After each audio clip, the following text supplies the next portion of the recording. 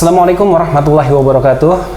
Alhamdulillah pada kesempatan pagi hari ini di tempat yang berbahagia di mana saya sekarang berada di gedung PDM Kabupaten Cirebon dan saya tidak sendiri. Kali ini saya kedatangan tamu seorang pelatih TS, Kang Andrian Sanobi.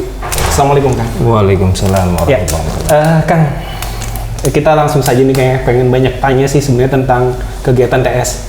Sebelumnya saya pengen tanya-tanya tentang apa sih kerjaan tiap harinya Kang Andri ini? Kalau saya sebagai ASN Provinsi Jawa Barat, saya bergerak di bidang pengelolaan sumber daya air yang kemudian di bawah naungan Dinas SDA Provinsi Jawa Barat. Dan kegiatan tersebut sudah dilakukan udah berapa lama Kang? Kira-kira Kang? Alhamdulillah sejak tahun 95 saya masuk di Satgas Cisanggarung, kemudian Balai PSDA Cimanuk Cisanggarung ke sana, dan hingga saat ini sampai sekarang itu menjadi UPTD PSDA Wilayah Sungai Cimanuk Cisanggarung. Oke Kang, kalau keluarga sendiri Kang, gimana dengan keluarga nih? Sudah punya anak berapa yang ngomong nih? Alhamdulillah sudah dipercaya satu. Alhamdulillah. Laki-laki perempuan? Laki-laki. Laki-laki. Oke Kang, kita beralih ke masalah TS nih, Tapak Suci. Kalau dari berdasarkan biodata nih yang saya lihat Kang Andri ini bisa dibilang tidak ada sejarah titisan dari warga Muhammadiyah gitu kan? Bener Kang ya? Secara keturunan langsung dari orang tua saya tidak, tapi memang ada hierarki dari kakek dulu itu aktivis Muhammadiyah di Mujahidin. Ya. Cuman dari orang tua saya non organisasi. Ya. Terus bicara ketertarikan nih Kang, ini kan tiba-tiba kok tertarik sama TS gitu? Apa sih yang melatar belakangnya gitu kan? Nah, ceritanya panjang Mas. Jadi memang mungkin sudah darah saya ini senang dan hobi pencak silat. Jadi kalau ada orang berlatih silat, saya selalu ingin ikut latihannya di mana gitu. Nah, sementara saya tinggal di Desa Kedaung, Kecamatan Cirebon Barat dulu ya, kalau sekarang Kecamatan Kedaung. Di sana ada sebuah masjid yang mengadakan latihan silat. Silat apa ini gitu ya? Pakainya merah-merah gitu, kemudian ada strip kuning, terus kemudian gerakannya juga tangkas namun indah gitu. Akhirnya saya mencoba masuk ke sana dan ternyata di sana latihan pencak silat Tapak Suci. Usia berapa tuh Bang, kalau boleh tahu kan waktu itu? Saya masuk sekitar tahun 91. Ya, sekitar ya kelas 1 SMP lah. Wah, masih junior banget ya berarti waktu itu ya? Sekitar itulah, lagi seneng-senengnya bermain. Oke Kang, selanjutnya nih Kang ya, proses tahapan dari yang tadinya dari SMP tiba-tiba masuk, itu ada kendala sih apa tidak gitu Kang, waktu proses awal-awal masuk ke TS itu? Nah, uniknya gini, saya itu dulu ya agak badung gitu, jadi ikut silat ini memang nggak direstui oleh orang tua. Oh, kenapa itu Kang? Unik nih. Karena takut tambah badung gitu. Nggak bisa silat aja badung, apalagi latihan silat. Tapi kemudian setelah saya sembunyi-sembunyi dan kemudian hasil binaan dari Tapak Suci ini kemudian memperbaiki sikap-sikap saya, karena terus terang di Tapak Suci bukan hanya sekedar silat, tapi tentang iman dan akhlak itu menjadi sebuah karakter anggota silat Tapak Suci gitu. Akhirnya oleh orang tua disupport, khususnya ketika akan ujian. Nah, saya tidak bisa kemana-mana karena harus membayar iuran biaya ujian, sehingga saya jujur kepada ibu saya, dan setelah tahu akhirnya ibu saya mensupport dengan. Dan waktu itu berarti baru tahunya setelah mau ujian gitu? Setelah mau ujian, ketika saya harus bayar ujian dan harus membeli seragam. Oh gitu.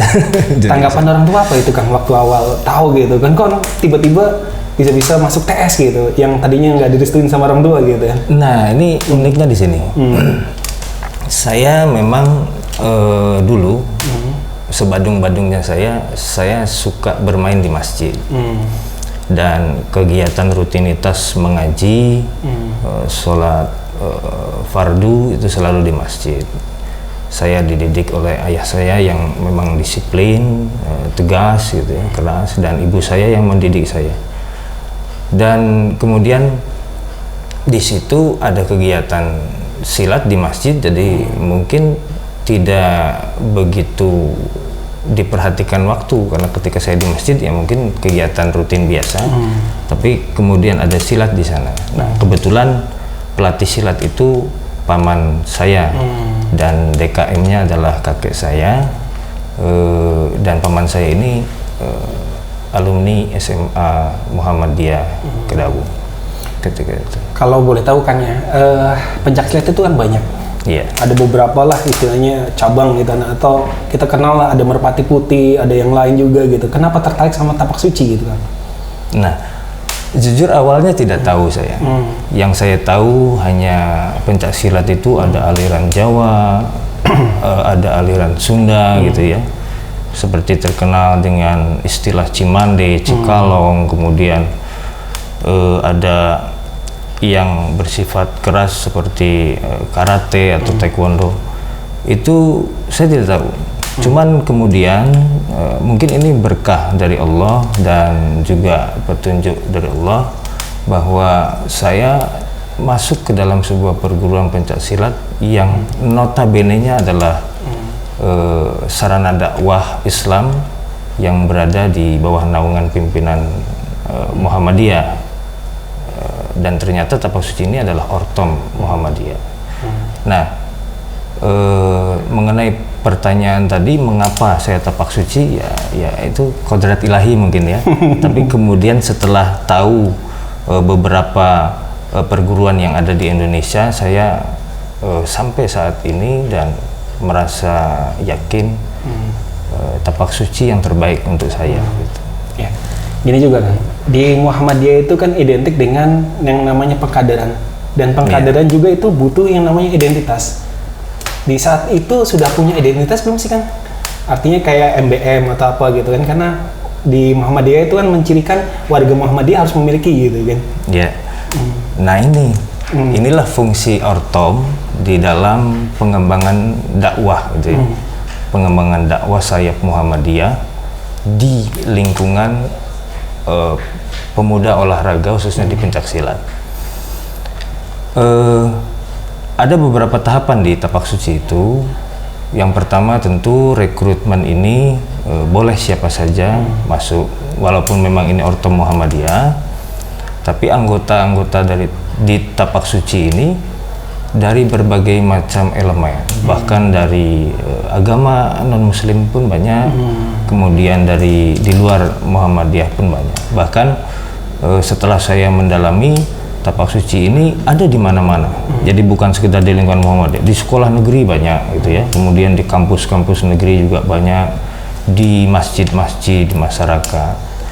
Nah, mengenai persyaratan-persyaratan administrasi itu mengikuti dengan sendirinya sesuai dengan jenjang tanggung jawab ketingkatan. Di tapak suci itu ada 3 level tingkat pendidikan. Yang pertama itu level siswa, yang kedua itu level kader atau pelatih, yang ketiga itu level pendekar. Untuk di level siswa ini yang sabuk kuning itu belum diwajibkan karena masih taraf pembinaan, kemudian juga penggemblengan, pembentukan karakter, kemudian juga di sana tapak suci juga memberikan pencerahan-pencerahan tentang al-Islam, terutama tentang apa itu Muhammadiyah. Disitulah karakter dibentuk sehingga nanti bisa melewati jenjang siswa dasar, melatih 1, melatih 2, melatih 3, melatih 4, baru dia akan dicetak sebagai kader dengan program LKPTS namanya. Itu program latihan kader pimpinan tapak suci. Itu programnya 100 jam. Nah, jika dia lulus mendapatkan itu, baru diperbolehkan untuk mengikuti jenjang ujian ketingkatan kader sabuk biru. Nah, disitulah diwajibkan menurut anggaran dasar bahwa kader harus mempunyai NBM dan NBTS. Nomor baku Muhammadiyah dan nomor baku Tapak Suci itu berbarengan diusulkan untuk dibuat ke pimpinan pusat. Gitu Kang ya. Ya. Oke Kang, semakin menarik nih perbincangannya, tapi kita harus break dulu nih Kang ya, karena harus ada yang masuk dulu nih. Baik pemirsa, nanti kita lanjutkan lagi perbincangan dengan Kang Andre, tapi setelah yang berikut ini. Majelis Dikdasmen Present SMK Muhammadiyah Kedaung, pilihan jurusan Instalasi Listrik, Elektroindustri, TKR, Teknik Permesinan, dan TSM SMKM Farmasi 2, membangun pribadi tangguh, berakhlak mulia, dan berjiwa entrepreneurs. SMP Muhammadiyah 2 Cirebon, berintegrasi mandiri, santun, dan berakhlakul karimah. SMA Muhammadiyah Kedaung dengan Krida, batik, lukis kaca, bahasa Jerman, musik, desain, keramik, tari topeng, futsal, marching band, dan lain-lain. SMKF 1 Muhammadiyah Cirebon, sekolah berintegritas pendidikan tahun 2015, masuk menjadi 50 sekolah terbaik se-Indonesia. SMK Budi Tresna Muhammadiyah, dengan pilihan jurusan Administrasi Perkantoran, Akuntansi, TKR, TSM, Multimedia, dan Perbankan. Dan SMK Muhammadiyah Gebang, pilihan jurusan Perbankan. Come and join with us. SMP, SMK, SMKF, dan SMA Muhammadiyah.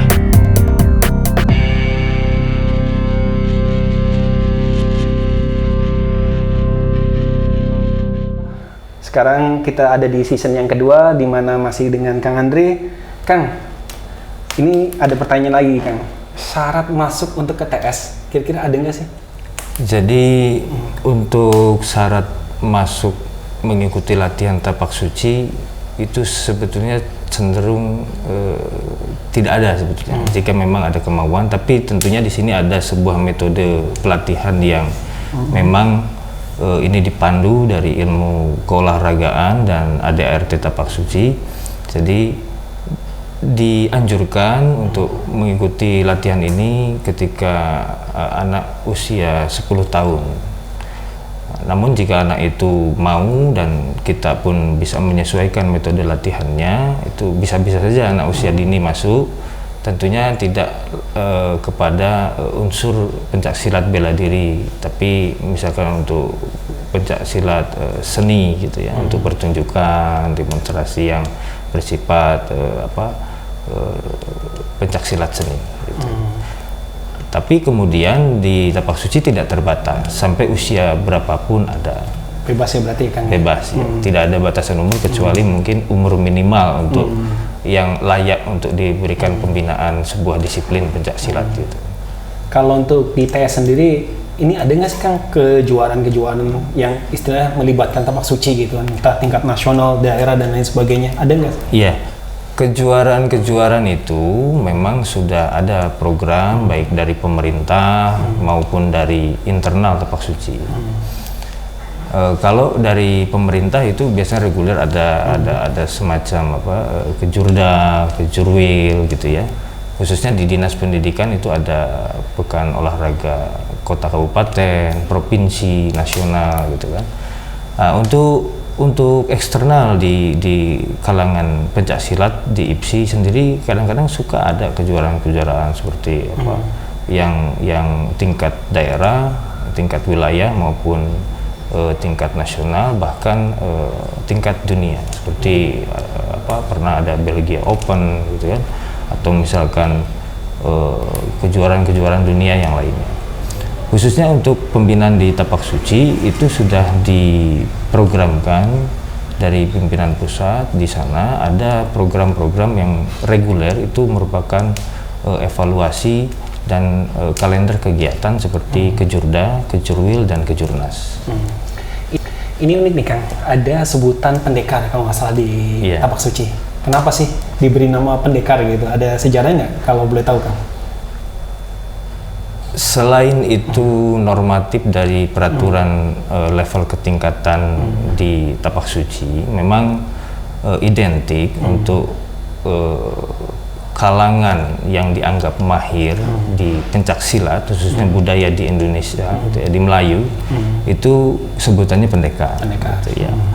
Namun di Tapak Suci itu dibakukan di dalam sebuah level ketingkatan, di sana bahwa pendekar adalah tingkatan yang sudah melalui tingkatan kader, kemudian melakukan ujian tingkat pendekar.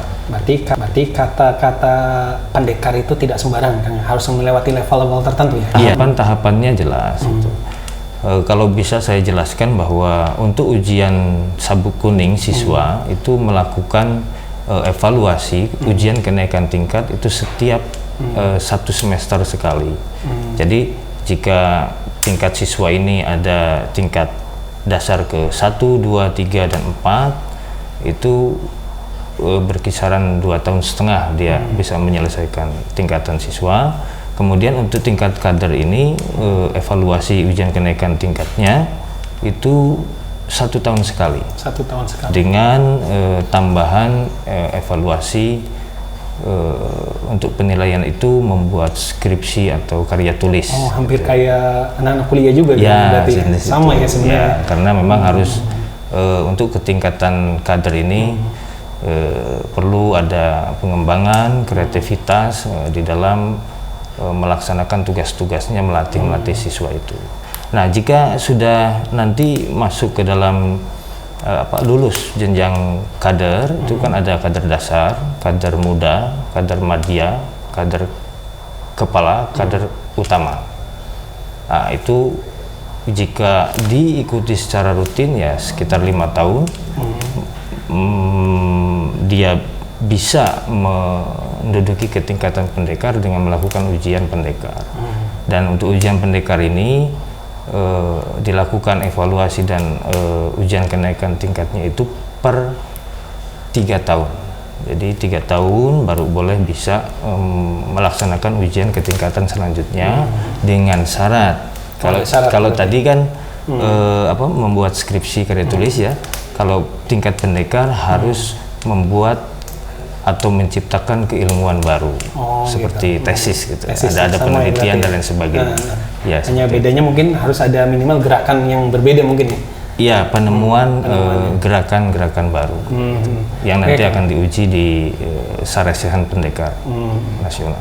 Ya. Yang kita tahu Kang ya, artinya di Muhammadiyah sendiri sebenarnya banyak sekali ortom gitu kan. Iya. Nah, saya yang pengen tahu adalah apa sih yang membedakan Tapak Suci dengan ortom-ortom lain yang ada di Muhammadiyah itu? Iya. Yang pasti bedanya silatnya ya, silatnya, olahraganya gitu. Tapi menurut penelaahan saya sebagai komponen Tapak Suci yang sangat terbina oleh Muhammadiyah, bahwa saya berpendapat Tapak Suci ini mirip seperti miniatur Muhammadiyah. Kenapa? Coba kita lihat misalkan di Pemuda Muhammadiyah, segmentasinya pemuda, gitu. Bahkan dibatasi umur. Kemudian di Putri Muhammadiyah, segmentasinya di Nasihatul Aisyah ya, itu segmentasinya adalah putri-putri Muhammadiyah. Di Aisyah segmentasinya adalah ibu-ibu Muhammadiyah. Di Tapak Suci ini dari anak kecil sampai kakek-kakek ada gitu. Mungkin yang bisa menandingi segmentasi Tapak Suci HW ya, HW. Jadi dari mulai usia dini sampai ke orang tua ada di sana. Itu mungkin yang membedakan. Di samping pula segmentasi dakwahnya tidak terbatas. Gitu. Artinya bahwa kita bisa masuk ke masjid-masjid, kita bisa masuk ke kelompok pemuda, kita bisa masuk ke sekolah-sekolah negeri, kampus-kampus negeri dan swasta. Artinya tidak ada batasan sebuah segmentasi dakwah gitu. Sementara untuk yang lain mungkin ada batasan-batasan itu. bahkan tapak suci sendiri bisa masuk ke ortom-ortom melakukan pembinaan sebagai kelengkapan kelengkapan dari kegiatan-kegiatan seperti misalkan kita melatih kokam. Oke Kang, kayaknya semakin menarik nih Kang. Tapi kita nanti lanjut lagi setelah yang satu ini. Baik pemirsa, nanti kita akan lanjut lagi setelah yang satu ini. Majelis Dikdasmen Present SMK Muhammadiyah Kedaung, pilihan jurusan Instalasi Listrik, Elektroindustri, TKR, Teknik Permesinan, dan TSM SMKM Farmasi 2 membangun pribadi tangguh, berakhlak mulia, dan berjiwa entrepreneurs. SMP Muhammadiyah 2 Cirebon berintegrasi mandiri, santun, dan berakhlakul karimah. SMA Muhammadiyah Kedaung dengan krida, batik, lukis kaca, bahasa Jerman, musik, desain, keramik, tari topeng, futsal, marching band, dan lain-lain. SMKF 1 Muhammadiyah Cirebon, sekolah berintegritas pendidikan tahun 2015, masuk menjadi 50 sekolah terbaik se-Indonesia. SMK Budi Tresna Muhammadiyah dengan pilihan jurusan Administrasi Perkantoran, Akuntansi, TKR, TSM, Multimedia, dan Perbankan. Dan SMK Muhammadiyah Gebang, pilihan jurusan Perbankan. Come and join with us. SMP, SMK, SMKF, dan SMA Muhammadiyah.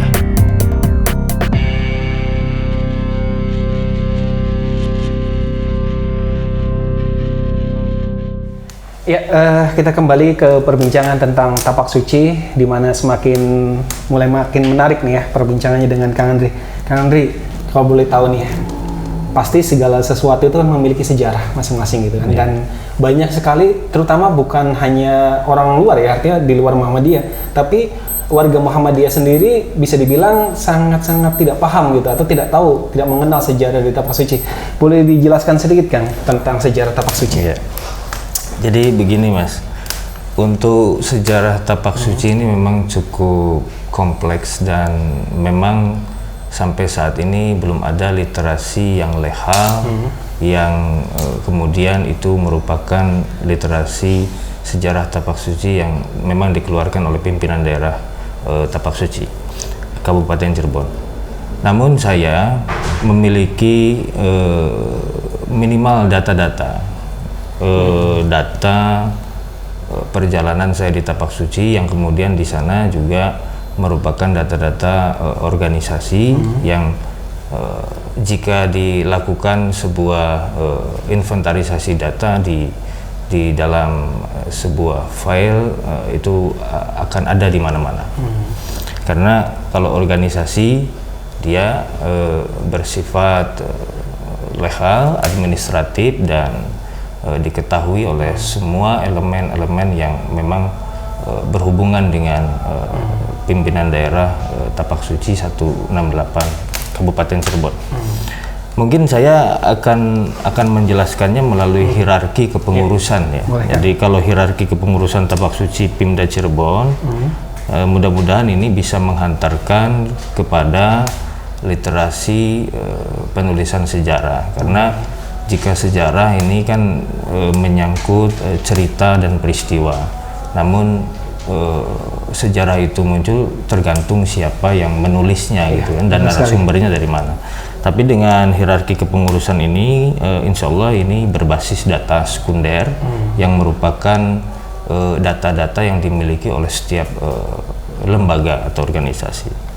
Jadi awalnya begini Mas, bahwa tapak suci ini berdiri itu di Cirebon sejak tahun 1987. Ketika itu belum pimpinan daerah, ketika itu di Cirebon ini sebagai cabang dari Bogor. Masih cabang? Ya, waktu itu cabang dari Bogor. Menurut keterangan dari sesepuh tapak suci gitu ya, seperti Pak Ehon, Pak Muksidi gitu ya, bahwa dulu cabang dari Bogor ini diketuai oleh Mas Urip Kosasi dan sekretarisnya Mas Amir Rahim. Dari perjalanan 1 tahun ini kemudian terbentuklah pimpinan daerah 121 kota dan Kabupaten Cirebon, karena masih jadi satu karena pimpinan daerah Muhammadiyah-nya pun masih kota Kabupaten Cirebon, sehingga pimpinan daerah Tapak Suci ketika itu 121 itu adalah kota dan kabupaten. Ketika tahun 1988 sampai 1993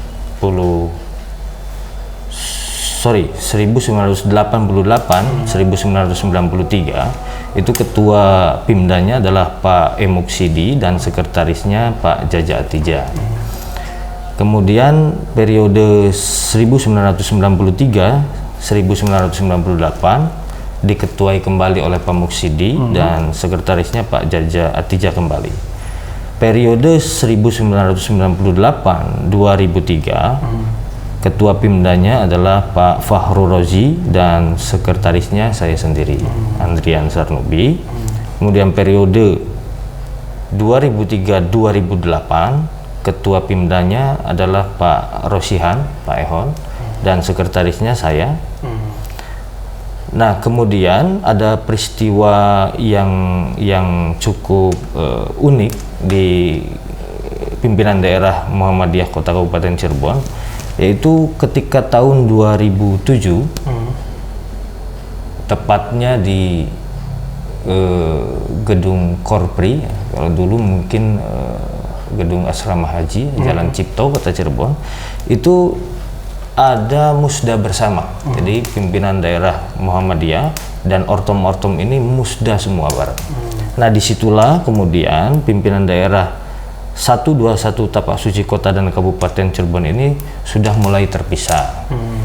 Yang kemudian Pimda 121 menjadi Pimda Kota Cirebon dan Pimda Kabupaten Cirebon mendapat nomor registrasi Pimda itu Pimda 168. Nah, ketika itu saya teramanati untuk menjadi sekretaris Pimda 121 Kota Cirebon yang diketuai oleh Mas Yani Badarudin, dan kabupatennya diketuai oleh Mas Parta dan sekretarisnya Denny Rahman.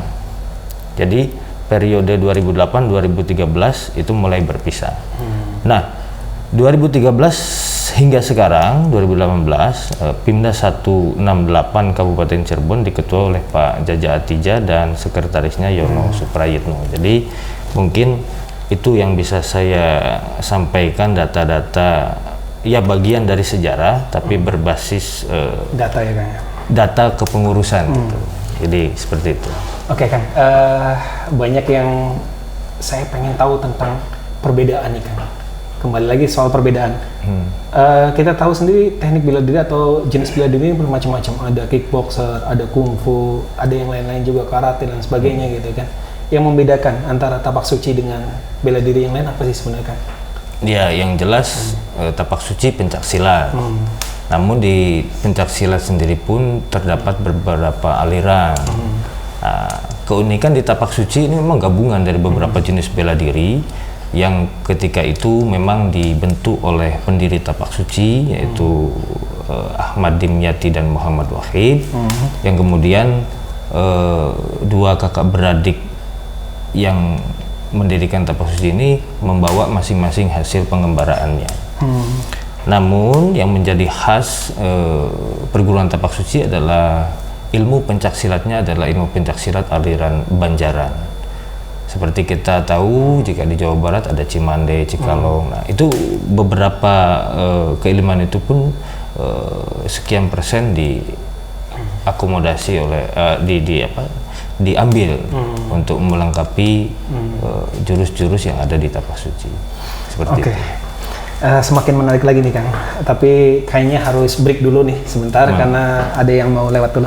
Oke, pemirsa, kita akan lanjut lagi setelah yang satu ini. Majelis Dikdasmen Present SMK Muhammadiyah Kedaung, pilihan jurusan instalasi listrik, elektroindustri, TKR, Teknik Permesinan, dan TSM SMKM Farmasi 2 membangun pribadi tangguh, berakhlak mulia, dan berjiwa entrepreneurs. SMP Muhammadiyah 2 Cirebon berintegrasi mandiri, santun, dan berakhlakul karimah. SMA Muhammadiyah Kedaung dengan Krida, batik, lukis kaca, bahasa Jerman, musik, desain, keramik, tari topeng, futsal, marching band, dan lain-lain. SMKF 1 Muhammadiyah Cirebon, sekolah berintegritas pendidikan tahun 2015, masuk menjadi 50 sekolah terbaik se-Indonesia. SMK Budi Tresna Muhammadiyah, dengan pilihan jurusan Administrasi Perkantoran, Akuntansi, TKR, TSM, Multimedia, dan Perbankan. Dan SMK Muhammadiyah Gebang, pilihan jurusan Perbankan. Come and join with us. SMP, SMK, SMKF, dan SMA Muhammadiyah.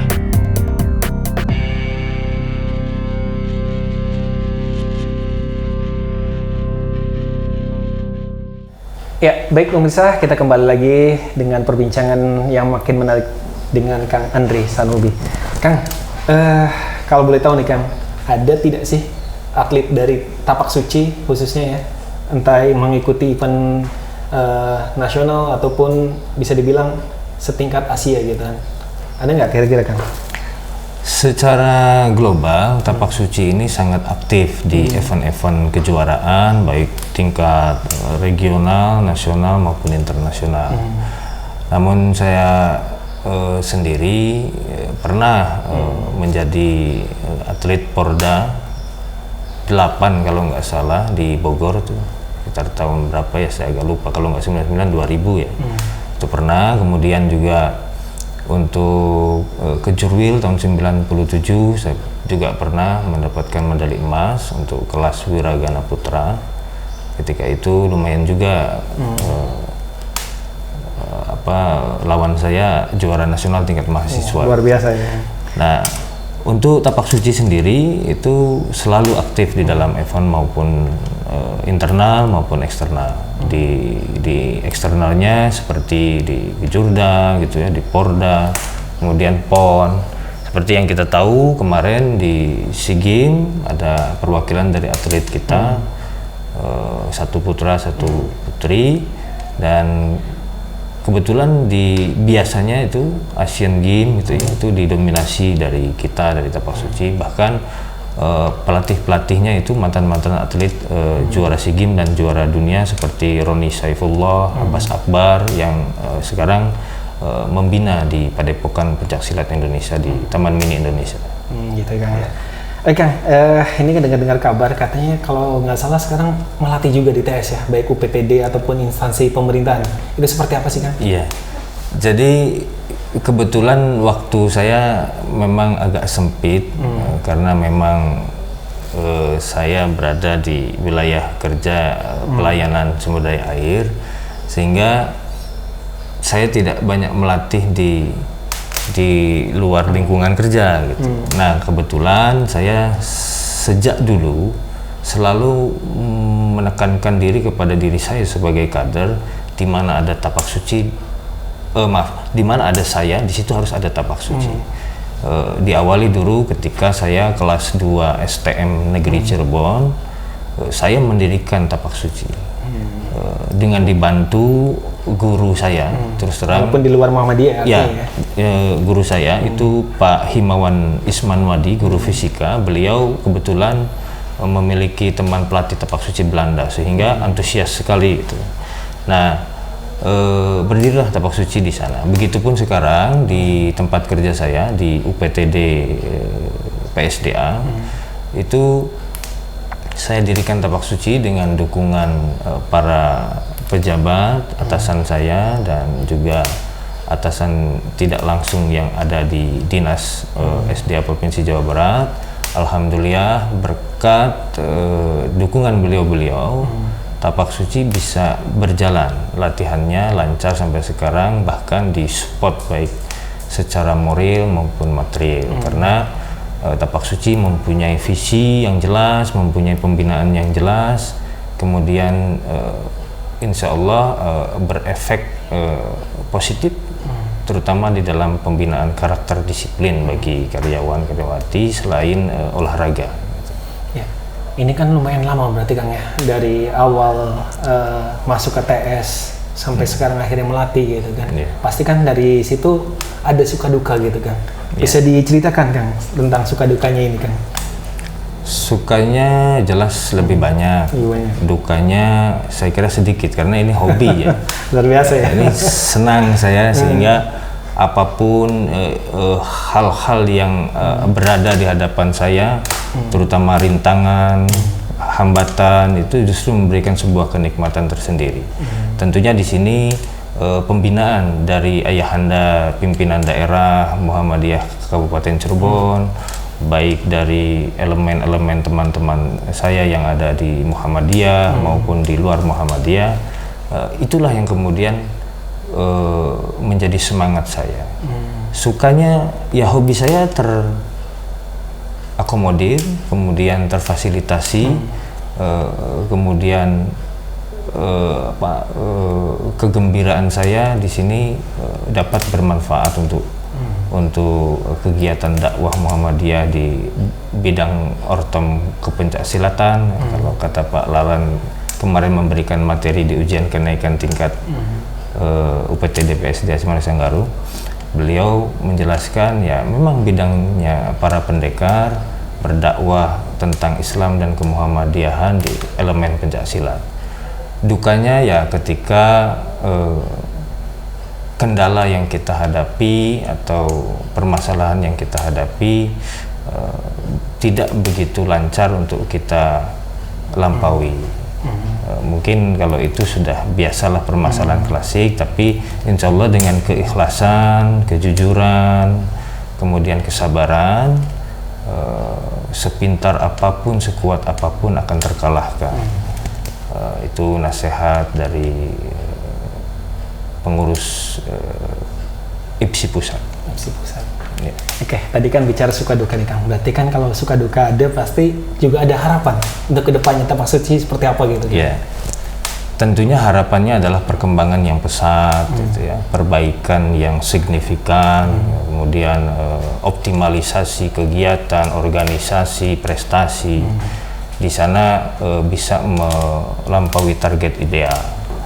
Namun paling tidak bahwa giroh semangat baik keortoman maupun giroh semangat berpencak silat, berolahraga ini dapat terus terjaga, dapat terus lestari tentunya dengan inovasi, kreativitas, kolaborasi kegiatan antara ortom dengan pimpinan daerah Muhammadiyah, antara ortom dengan ortom. Kemudian di sini terdapat sebuah sinergitas yang jelas yang dipandu oleh ayahanda kita, sehingga keterpaduan ini membuat sebuah kekuatan yang dahsyat yang kemudian secara sistematis dapat menguasai berbagai elemen dakwah baik di internal Muhammadiyah maupun di eksternal Muhammadiyah.